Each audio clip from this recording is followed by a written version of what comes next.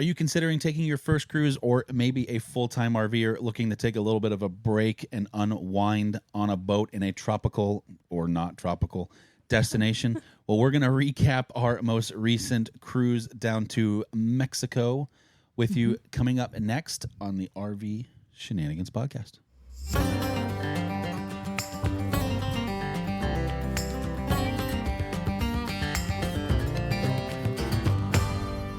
Welcome back to the RV Shenanigans podcast. My name is Ryan.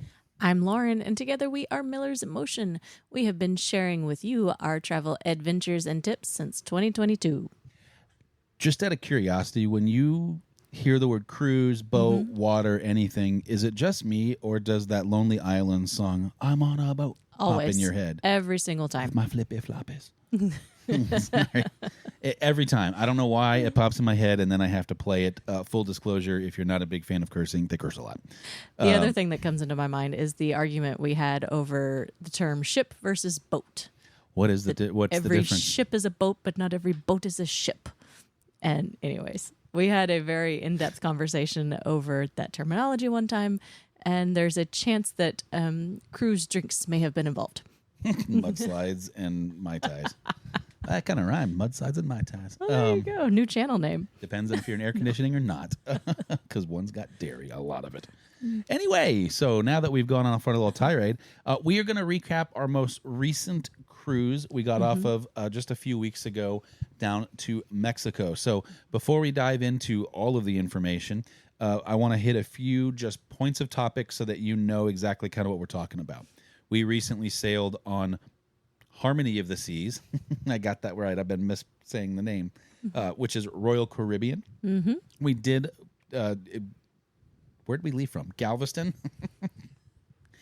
There were drinks. No mudslides and Mai Tais today, I promise. No, just coffee, and apparently I need more. No, so we cruised on Royal Caribbean's Harmony of the Seas out of Galveston, Texas. It was a 7-night cruise. That was the official name of it was a Western Caribbean. Obviously, that can encompass a lot of different ports from the Caribbean West. It does typically involve some version of Mexico. So for us, our 3 ports were Roatan, Honduras, Costa Maya, Mexico, and Cozumel, Mexico. That's right. So in the 7 nights, we had 3 full at-sea days, an embarkation and debarkation day, and then our 3 port days. And our 3 port days were all back to back to back. So with that all being said, what is our history with cruising, just to set the stage a little bit for us here? Oh boy, setting the scene, are you? I am. Like the artist you are. We have taken 2 other cruises prior to this one. We did in 2016 a Disney cruise, again out of Galveston. Oh boy. Sorry. Got to get back on track after that, which may take a minute. And that one did Key West, it did Nassau, and then Disney has a private island in the Bahamas as well. So, Spoiler, it's awesome. It was pretty awesome. And then in 2018, we did a cruise out of Seattle to Alaska and to Victoria, British Columbia. I was coming up with a voice for that one, and I don't know that I can make the sound a bald eagle makes, so I'm not even going to try. What about a moose? We were there for... I don't know if that's right. I was just choking on things there. Anyways, those are the other 2 cruises we have done. The Alaskan cruise was through Norwegian. Or NCL, as we may refer to it. It's a lot of these companies use their acronyms, so Disney Cruise Line, DCL, Norwegian Cruise Line, NCL, Royal Caribbean just goes by Royal sometimes. So. Or RCL. But it's RCCL. Is it? Royal Caribbean Cruise Line. We'll see what the URL is. International. We'll see what all the acronyms are. We're just going to call it Royal. I've never heard it called RCCL. So anyway, so what kind Tangent of... number 2. Before we get on, this is our second podcast today. If we only have 2 or 3 tangents, it's a miracle. So like we said, we chose Royal Caribbean out of Galveston, specifically Harmony of the Seas. What made us want to cruise out of Galveston? It's easy. It's cheap. So for us, if it's maybe your first time here or you haven't seen any of the Millers in Motion full-length YouTube videos, we full-time in our RV, in case you're new, but we have family in the North Texas area, so Dallas-Fort Worth, And we kind of use this as a jumping off point for a lot of things. Even though we're in our RV full time, we come back here quite a bit Yes. for jobs and family and all the things. And so because we used to live here full time all the time in a house, the people that watch our dogs are here. Our families are here. Right. It just makes everything, whenever we're not going to take the RV on a trip, a little easier if we depart from here. Correct. Plus, we know DFW really well. We do. And Airport, so that's what I meant to say. But so it's easy to get to Galveston from here. It's about a 4.5-hour drive, depending on who's driving. it maps at 4:45 to 5. Some people do it in 4. Without an RV. That's a really good. Oh, yeah. Without an RV. Without the RV. Yeah. That's in not with the 350 towing the Valor 44 V14. Right. That is in an F-150, nothing behind it. That is correct. So it's easy to get to the port. We can often drive in like the morning of, so that reduces costs, that we don't have to stay in a hotel the night before or the night after.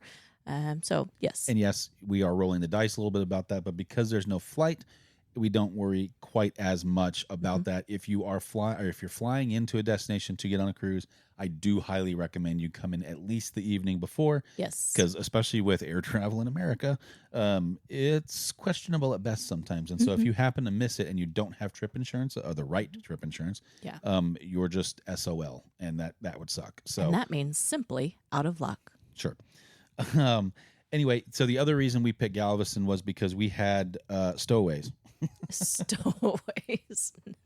Let's go into some detail about that before we get in trouble. No, we did not have stowaways. We booked this cruise as a celebration cruise for your little sister, Amy, who was graduating high school. Yes. She was given the choice of trip or party. She picked trip. We're so proud. We're so proud.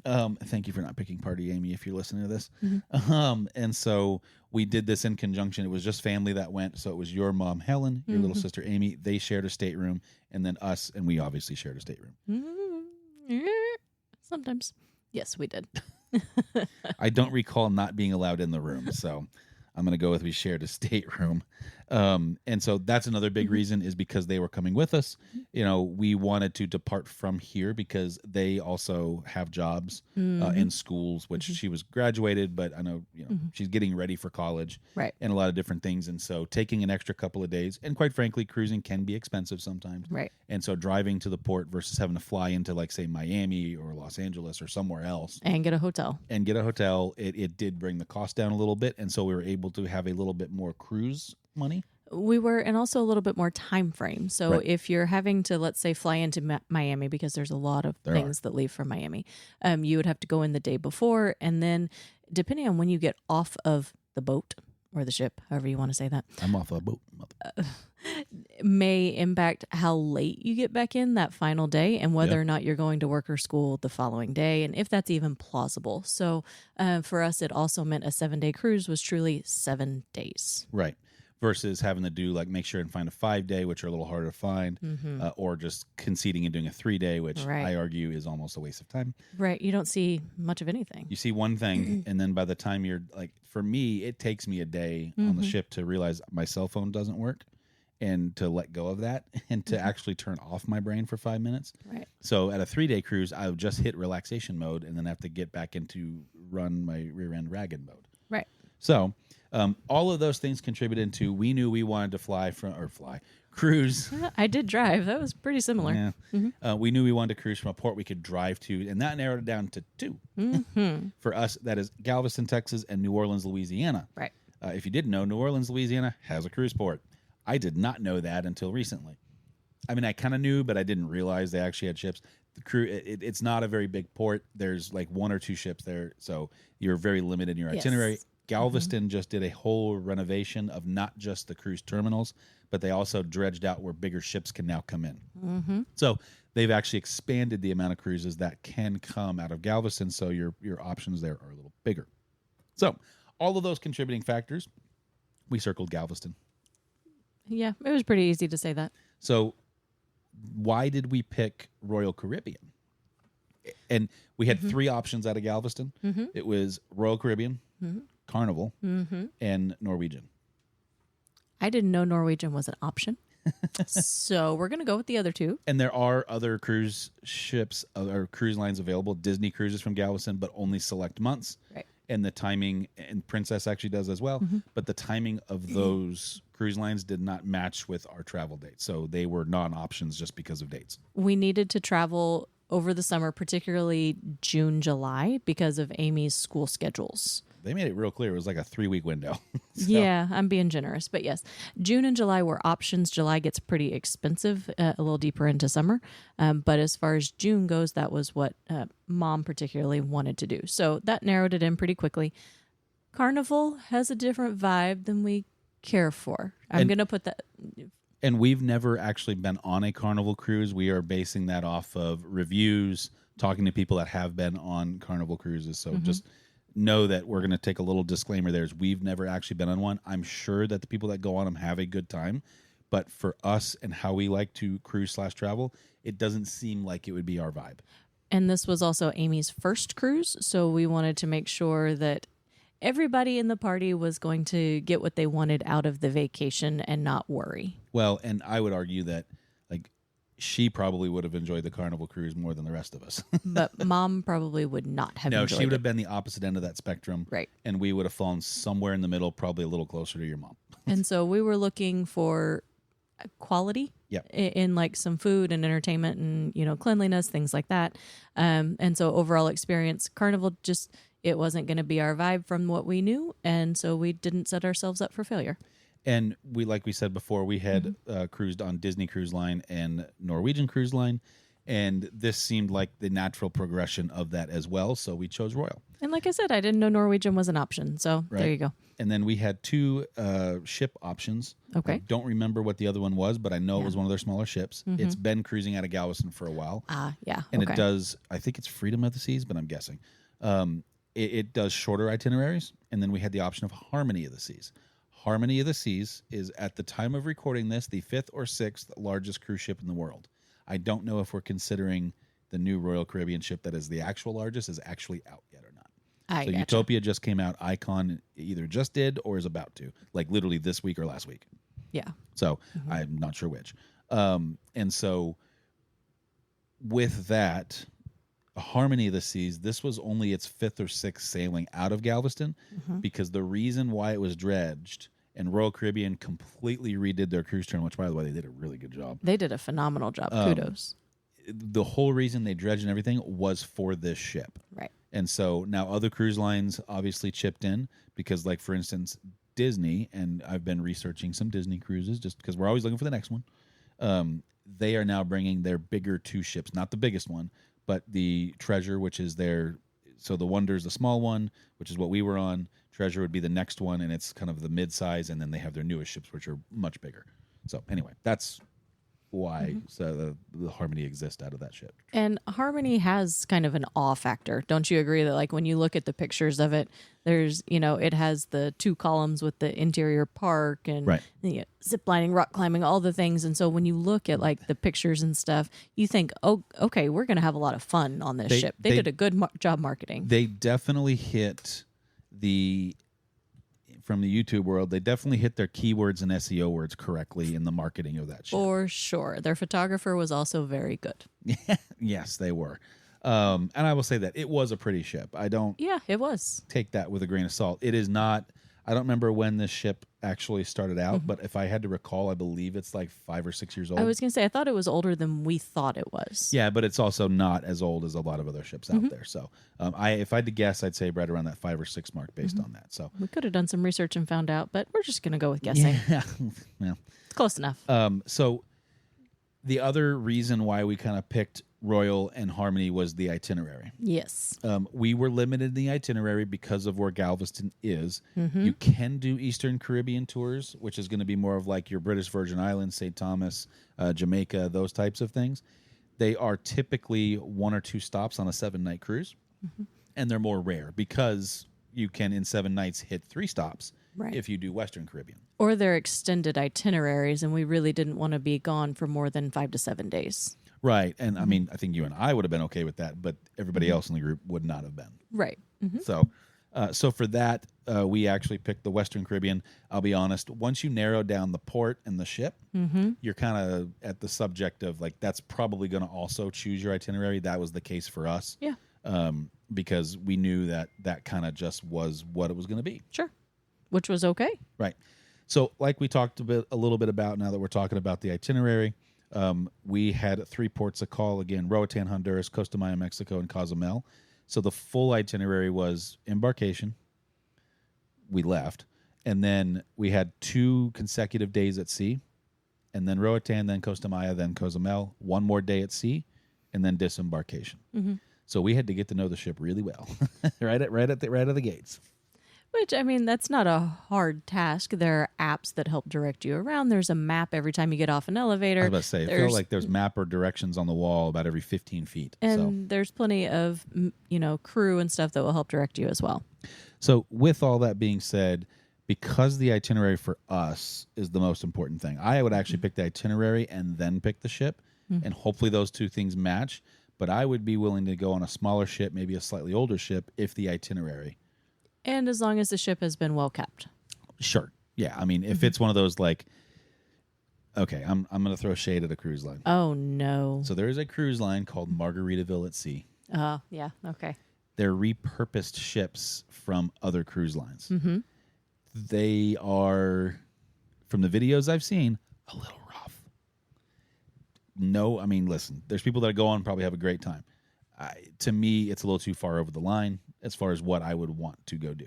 Yeah, just where your enjoyment is, where your expectation is. So with that being said, though, when you are looking at some of the ports of call, like for us, it's about the itinerary. We're also not big fans of repeating itineraries. We understand there's going to naturally be places that we're going to go back to. Nassau seems to be one of them. Like every cruise that goes into Eastern Caribbean somehow, or the Caribbean or Central Caribbean, goes to Nassau. Right. Which is, there's enough to do there excursion wise that you could change it up. But after probably your 2nd, 3rd, or 4th time, I'm not really sure what to do there. But Cozumel is that for the Western Caribbean. Correct. So if you go Western Caribbean, there's only so many ports. With that, let's dive into said port. So we've been aboard the ship for a couple of days. Let's start with Roatan, Honduras. So I enjoyed Roatan, but not from the perspective you may be thinking. Roatan was the only place that we actually got to get away from the port, right, and see some of the local culture. And so while that wasn't necessarily beautiful or awe-inspiring or whatever it was, I enjoyed talking to the locals and hearing about their culture and their daily life. Right. And so what we did in Roatan was, obviously we ported. Every cruise port's kind of the same down in Mexico to a point. You're going to have the shops right along the way. You're always going to have your Diamonds International. You're always going to have, for some reason, there was like a bedding shop. I don't know why. Yeah. That was a little weird. But you're going to always have those types of things. And then there's always going to be a series of restaurants and or bars. Sometimes it's Señor Frog. Sometimes it's some random generic thing. And then that's all inside of what I'm going to call the safety of the port.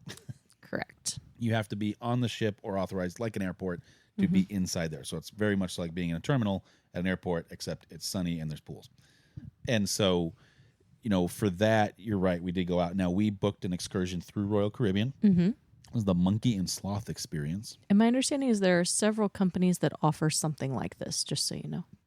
What? The monkey experience. Yeah, there were multiple there were multiple vendors that had not only this actual experience, but there was another Monkey and Sloth experience somewhere else on that. So with that being said, I think there was only 2, and then there was different versions. Like you could do a zip lining and then this. We chose to just do this because we didn't want to split the group up, because some of us wanted to do all of it. Some of us only wanted to do certain aspects of it. Right. The reason why I didn't zip line on season 1 of RV Unplugged is because I hit a weight line and I went over it. Same problem. And then your mom just didn't want to. Well, right. And you also have to remember climate. It's going to be hot and humid, and how long people want to actually be outdoors in that, So, yes, we got away from the port, but we did get to learn a little bit from the locals. We essentially went to their bus depot, which it's more of a van thing there. And then we drove off to probably about 15, 20 minutes away. We did the Monkey and Sloth experience, which I think was probably the highlight of the cruise for you. It was. That was a lot of fun. I didn't know that I needed to hug a sloth in my life. Okay. And now that I know that, Oh, no. I think we're safe. We're not buying a sloth. I can guarantee that. The chances... Nope. Chance isn't Nope. 0. It's 0.0000001 then. You know the odds of being struck by lightning? It's not 0. You know the odds of a divorce if you buy a sloth? Fine, I'll keep it at work. That's their problem then. I don't think the medical office is going to love that. but- Okay, so for the record, I have known this wonderful man for 20 years, and I have never seen him hold a human child like a baby, is what we're talking I'm not about. a fan. They poop on themselves. We don't have kids. He's not fond of children, especially babies. The smile on his face when he held the sloth. I have photo evidence of this. He enjoyed himself. If you are curious, you will see the video soon on Miller's in Motion. In fact, it is next. It just came out. And you can also hit up Instagram because those pictures will live forever. They're adorable. So don't tell me you didn't have fun. I did have fun. Right until the monkey bit my GoPro. I had fun. Did. That monkey did bite your GoPro. Little prick. There was a full warning on that. There was. Well, kind of. Not that he would go after the rub. I had never mind. Doesn't matter. So back to Roatan. Back to Roatan. So when we got off the ship, we went right to the monkey and sloth experience. We were there for a couple hours. And then we came right back to the port. So there is do you go wander around? Do you not go wander around? Right. I will tell you, Honduras is not the safest country in the world. That is correct. And technically, Roatan is the little island Right. off of Honduras. It is Honduras, but it's not Honduras proper. That's what I was going to say. Is one of the locals told us is that even though it doesn't have the best safety record, the island of Roatan does have a pretty good safety record. So I wouldn't be concerned about getting off. I don't know that I would just not shore excursion and wander off. So sometimes in these countries, unfortunately, there's a certain poverty level. And I say that, take this with a grain of salt. There's also a very large cultural difference in what's considered what I'm willing to spend money on, what I'm not. Right. It's like the U.S., like it's a very drastic thing. Like what you see in Honduras and some places in Mexico is not going to exist in the U.S. Right. because it just doesn't. But we have a lot more homelessness. People have homes down there, but it's a very low level of home. And they don't necessarily see that as a problem or impoverished or anything like that. So It's just a way of life. it absolutely is. And so, and there's nothing wrong with that. So I always like to kind of put a disclaimer when I say a poverty level, because it's the only real tangible way to convey to people in the United States about some of those things. And so it's a much, like, you kind of need to know what you're getting into. You do, and just understand it's different. Just like people speak different languages, they live differently. Right. And so understand that your normal is not going to be their normal, and you are there to learn about their culture, not to enforce your culture on them. Exactly. So with all of that being said, I don't know that, for starters, there's not a lot right outside the port there. No, there so- sure wasn't. And so it's not like you're missing anything if you don't go wander off. There are other areas of the island that would probably be better to go if you were going to go wander off to do that. I just don't know that in that port specifically it would be worth it. Yeah, I agree with that. So with that, I would say, either hang out in the port, which again I'm kind of fundamentally against, and you're going to learn why in Costa Maya. But it's one of those opportunities I would book an excursion. I would too. And then go experience the things you want to experience, because by booking excursions, they're going to use local companies. You're going to meet with a royal person, and then they're going to hand you off to a tour guide. That tour guide is from that area, more than likely, or has relocated there. As I found out, there was one guy called JR. JR was whiter than me. And so there are people that have relocated down there because they would rather live down there, and that's great. There are celebrities that have places on the island, apparently. So, And these people, these locals, have a vested interest Right. in you having a good time and being safe. right. And so with that, we liked the monkey and sloth excursion. There were quite a few other options. One of the downsides to this itinerary is that they're kind of the same options everywhere you go. Yeah, it was. It was ATVing, some form of an animal thing, whether it's monkey and sloth or Some anything zip else. lining Some zip lining. When we get to Mexico, there's some dolphin options. or sit on a beach. Which is, there's nothing wrong with that. No. But it's why we haven't done the Western Caribbean earlier. To be honest, it's a slightly less expensive cruise than some. And so we've been putting it off simply because, while relaxing, we like to see some things. And for us, it's always available. Right, it is. And so we knew we could always come back to it when push came to shove. So as far as anything else in Roatan, it's a small port, even though, but it's new. They just finished building it out, and they're adding on to it literally while we were there.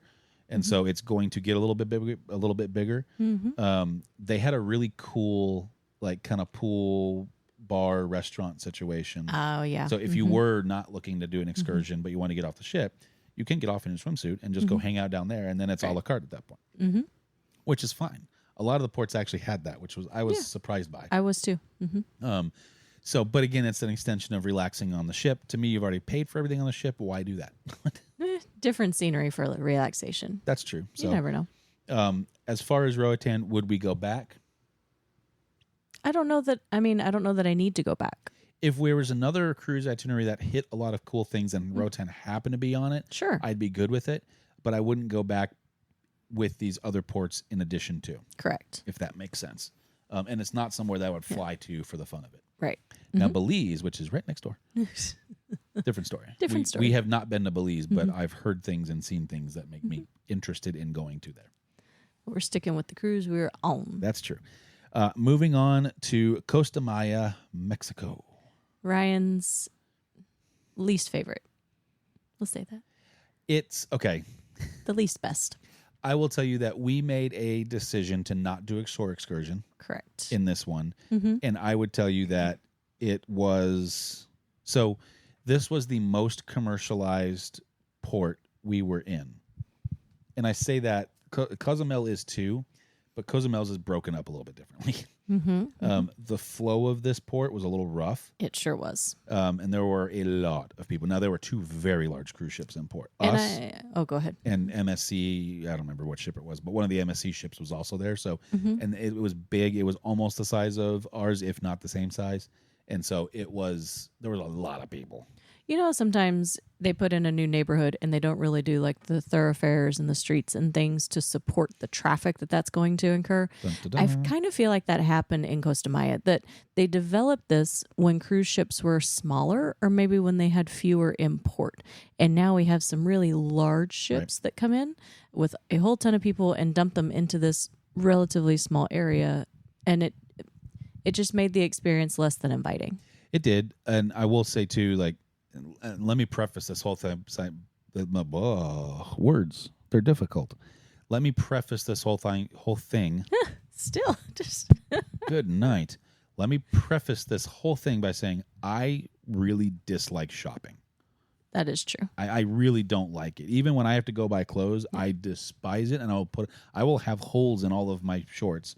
And finally, someone will tell me, you have to throw those away, or you'll just throw them away. Or I'll just throw them away. And then I don't have them, and I have to go find something else. That's right. For instance, the shorts I just threw away right after the cruise, I have had for probably close to 12 years. And they were my only gray pair of shorts. Now I have these. Well, now that you know that about Ryan. So I really don't... it's one thing to go into a gift shop once, right? I get that. That's fine. But I'm not a big fan of the amount of people, the amount of sweat, people juice that are in these areas, and it's not the culture. I think that's my biggest thing, is that there's tons of shops. They all had such similar things. It wasn't necessarily locally made or sourced.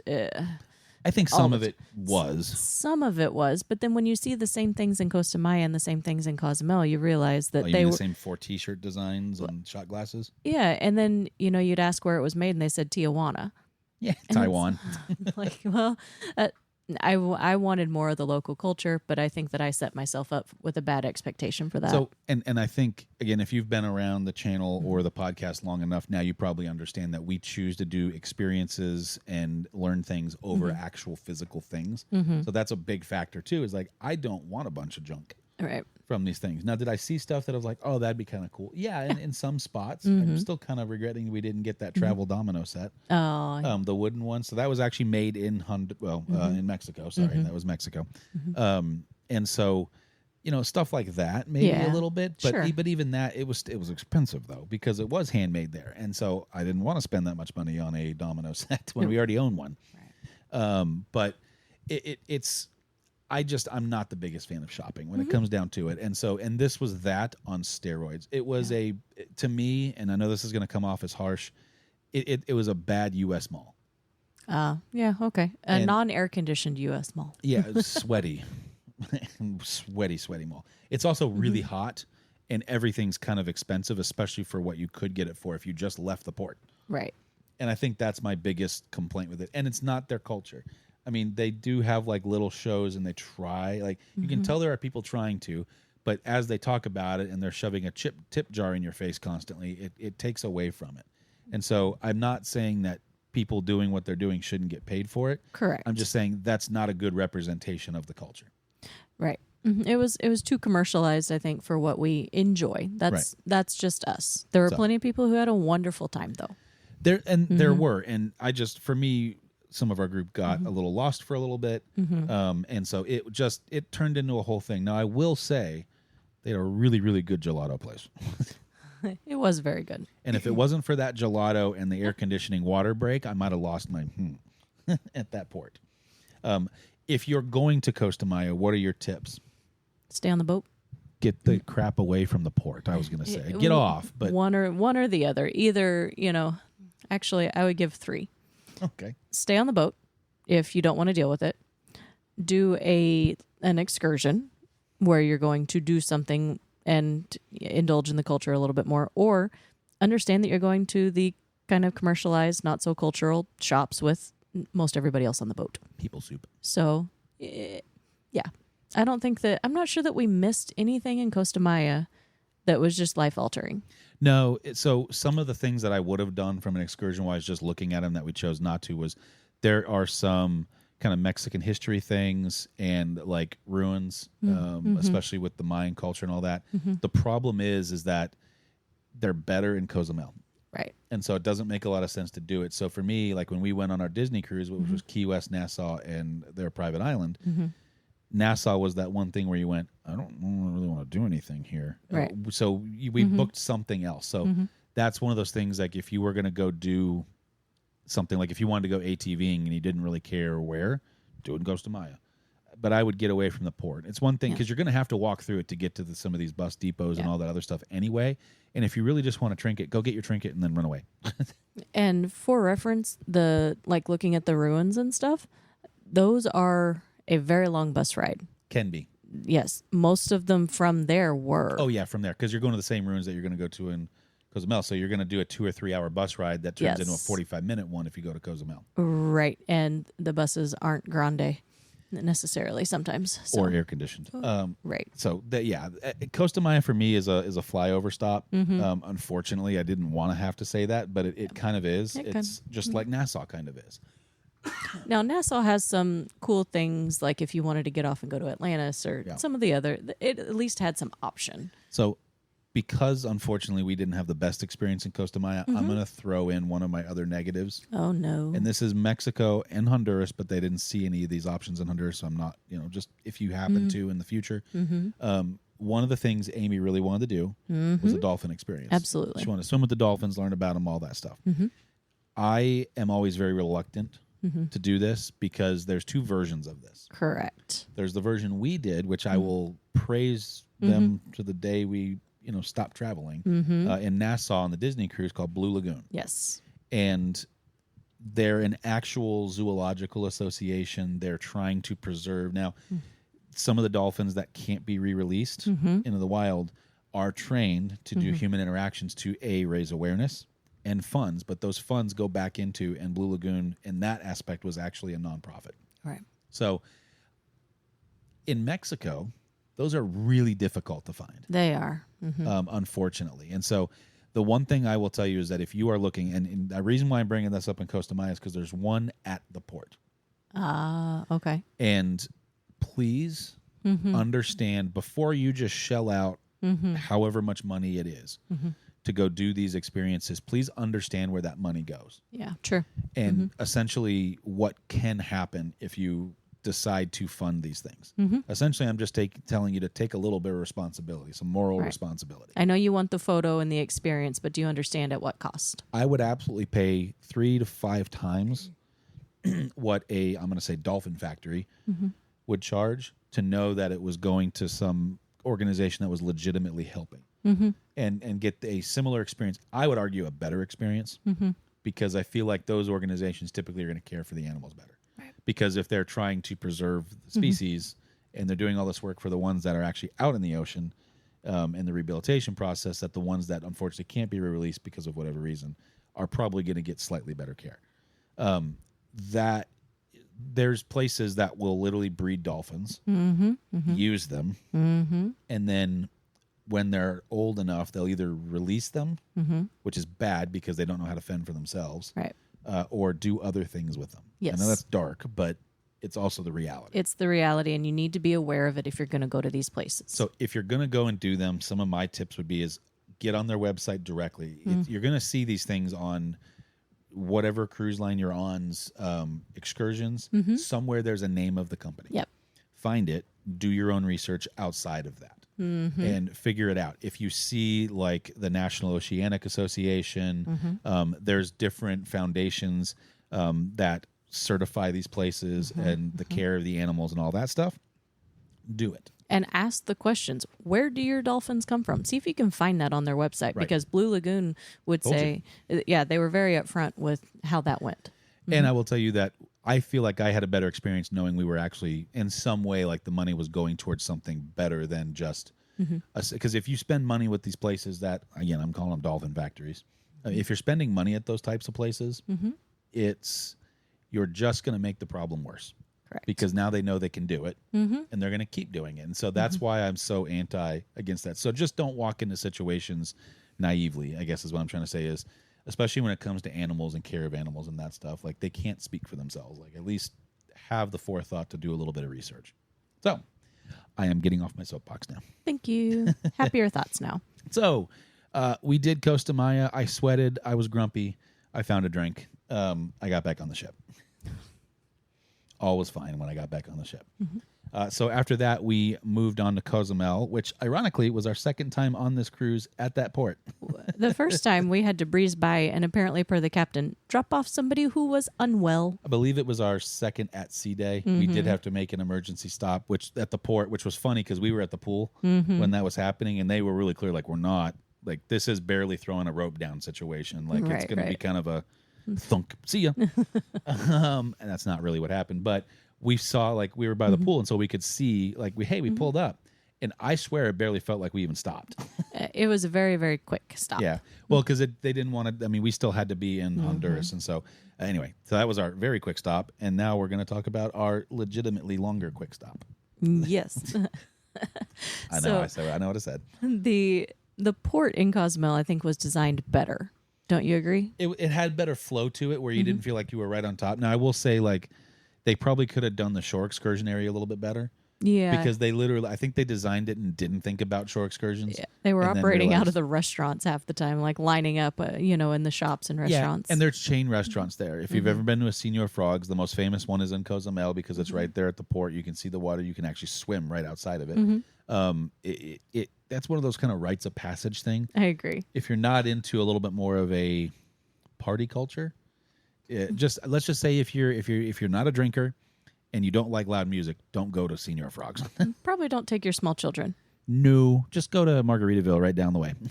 That's perfectly fine.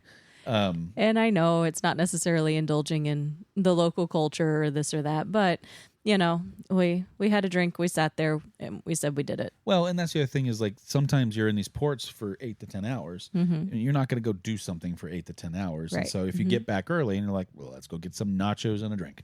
And that's exactly what we did. So, but as far as the rest of Cozumel, this is where we did our dolphin excursion. I don't remember after the name research. of the place. Yeah, we did research. We chose, the name of it is... So we chose one that was away from the port. Right. So you did get into a transportation vehicle. You went over to wherever it was. It wasn't that far away. It was just down the main strip. It was maybe 15 minutes away. Right. Now, this was a more all-inclusive type of thing. So when you got there, you got a wristband. One of the big reasons we picked this one was, one, we did our research and we were happy with it. And two, they offered what we like to call an observer badge. So here's the thing on the dolphin stuff. They're not cheap. That's true. And Lauren and I have done this previously. Once I've done something, unless it's different in some way, I don't necessarily see the point in doing it again. But Amy really wanted to do She that. And it's more fun if you do that with somebody. And so Completely I agreed to do that with her. Mom is not a fan of water, swimming, fish, anything of the sort. And so her Heat. getting heat. And Swimsuits. so her idea of enjoyment would be a little bit Watching. different than Amy's. It's definitely watching. So I did the dolphin excursion with Amy. And I wasn't willing to spend the extra money again because I had done it once before. Right. And so what we did was Lauren and Amy did it. And the cool thing about this one was that you could do an add-on. So it still costs money. It's not free by any means. But once you book this, months in advance. Once you get on the ship, you just go to guest services and you pay the fee because this one was all inclusive. So they had drinks. So it was an open bar. Foods. And they would give you lunch and food and snacks and those types of things. And so you could literally, we could have hung out there all day if we wanted to. You could also get back into the water in a different location and do some water activities, some snorkeling. I think they had maybe a paddle board or something. They had paddle boarding. Now, the paddle boarding was in a closed off area of the actual ocean. Yes. So there was no, they had sand in areas where you could lounge if you wanted to, but it was not what you would consider a real beach. And they made it very clear that if you have not paddle boarded, this is not the place to learn. No, well, for starters, you're in open water. I mean, there are nets and things to keep the dangerous animals out. But it's not. Didn't keep the waves away. No, it does not. And so the lagoon itself is protected, but once you go on the paddle boarding or anything else, it's not. Right. And so, if you've never done it before, not the place to learn. And then the snorkeling, I heard from people that just said it was kind of okay. Well, sure. Again, though, because it's a protected area, it's nice, but there's just you're not going to see, it's not the Great Barrier Reef by any means. And then obviously they have the different series of pools and things that the dolphins are in. And so, I thought it was a very nice place I thought so too. for where we were. You got to remember everything in Mexico is designed very differently. Right. Air conditioning is less of a thing there. They still have it, but it's all off of mini splits. It's not like central AC like you're used to in the States. Right. I knew this because I've been to Mexico so many times. I was just trying to warn, especially your mom, who can, if it gets too hot and she gets overheated, there are some health consequences to her. Right. And so I was trying to prepare everybody for it, just so that we stayed hydrated. She stayed hydrated, and that there wasn't a shock to the system of I didn't know. I thought I'd be in the AC. So, and also for frame of reference, Mom just finished a year battling cancer. So she did 24 weeks of chemotherapy. She did 6 weeks of radiation. She had major surgeries, multiple. And she's still wrapping up some of the medication side of that too. So it was just more so we knew what to prepare for. Exactly. Keep her safe. Yep. So, but overall, I mean, I didn't do it. The drinks were good.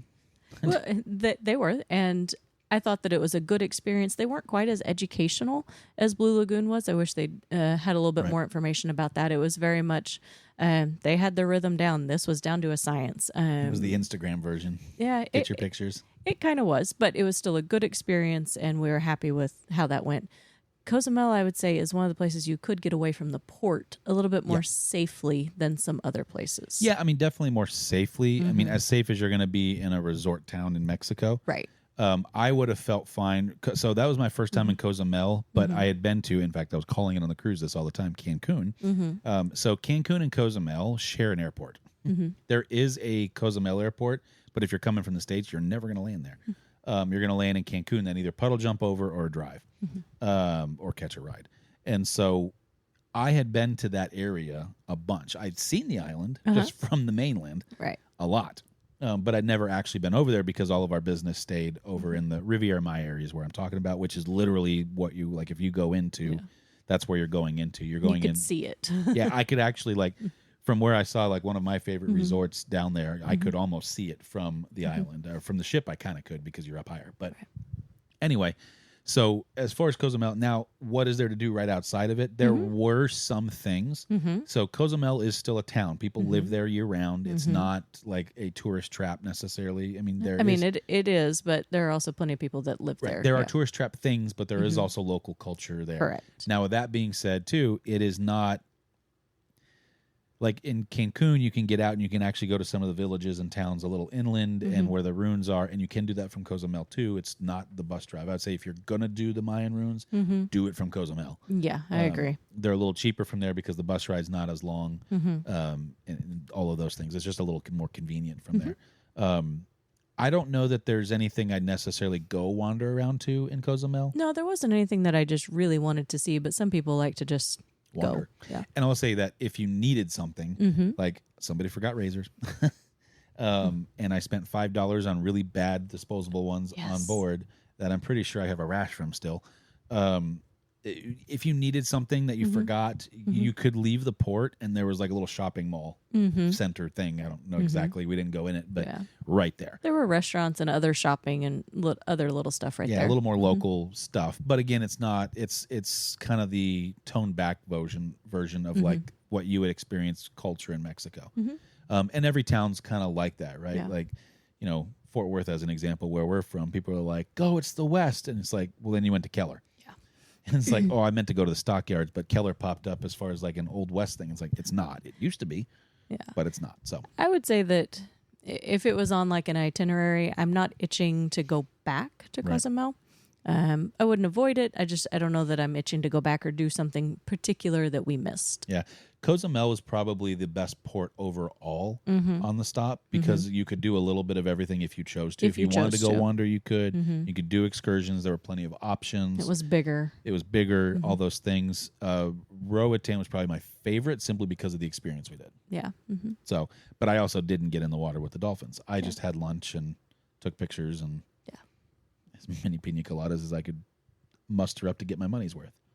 You did not get your money's worth. I did not. Spoiler alert. And your mom really didn't because she doesn't drink. That's right. And so that kind of wraps up ports. Is there anything else from the ports, the experiences from the ship to the ports? I thought the ship did a good job, honestly, of getting us off of the ship in a timely manner and saying like where you needed to be for your port excursions. Those were pretty well marked in the ports. So I thought that the process was pretty smooth. Yeah, and I will say these are all what's called a pier port. So you actually pull up to a pier, you get off onto a pier or bridge or something to that effect, and then you walk to the inland. Right. The other option on that is called a tender port. A tender port is where you anchor essentially off coast somewhere, and then they have tenders, and then sometimes the port will have tenders, and they essentially load 50-ish people at a time. Yep. And then you go. So, and I don't think we've ever had to do that, have we? Not yet. And I'm okay it's with coming. that. It is coming at some point because I'm okay with this. We're running out of cruises down in the Caribbean that don't have a tender port. So I'm not against it. I will tell you one of my little tips on just kind of cruising in ports as a whole is don't be in a rush. Either book an excursion that has a time you get off the ship because sometimes they hold the first 2 hours for people that have early morning excursions. So you might get in there, they might clear the ship for customs and all that stuff, and then say, okay, the port's open for everybody in an hour and a half. And then you look at your ticket and you go, wait, I'm supposed to be off in 20 minutes. They do that on purpose because they have so many people with early mornings. And they'll tell you, like, no, you go ahead and get off, but you're going to have to provide that ticket on your way out because they're not going to let everybody else off.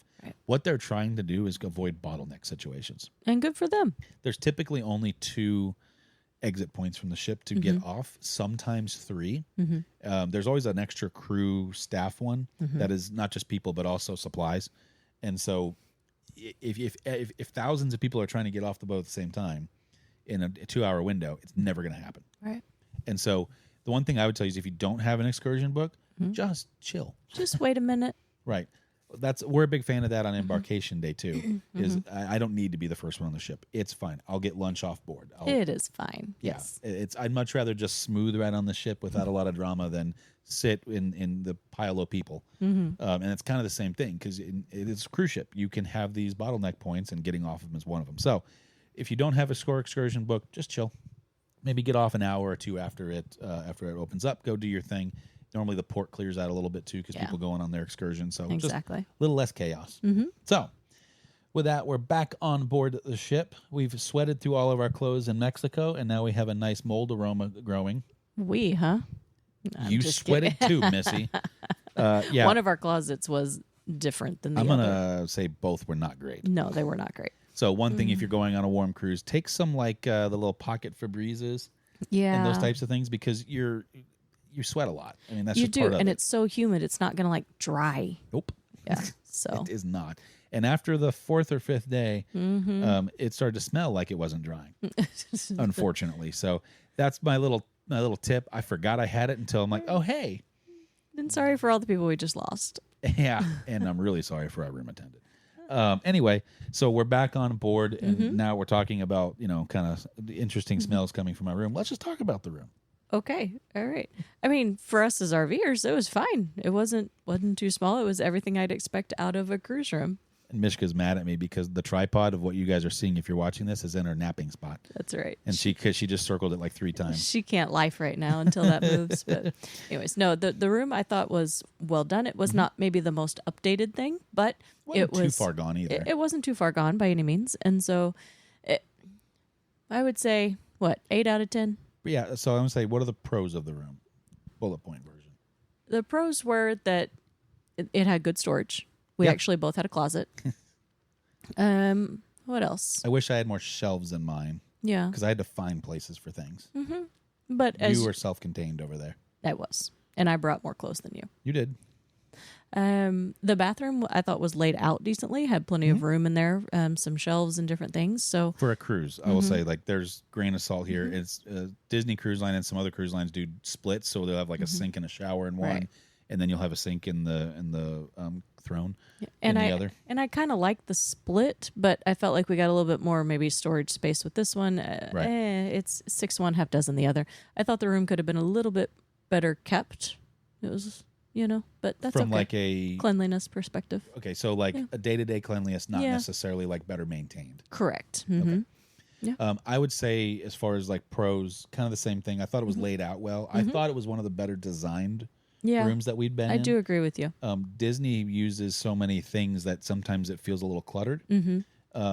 Norwegian, I don't honestly remember, so I must have been fine. Yeah. And then this one just seemed a very efficient use of space. Like they engineered it down to like the milli-inch kind of a thing. Yeah, they did. Not Not their first rodeo. Some of my cons, some of my cons on this one were the inside balcony. And that was our choice. That and wasn't we'll- anything against them. Yeah, we'll talk about that in just a second. The other big con is it's time to update the beds. It is.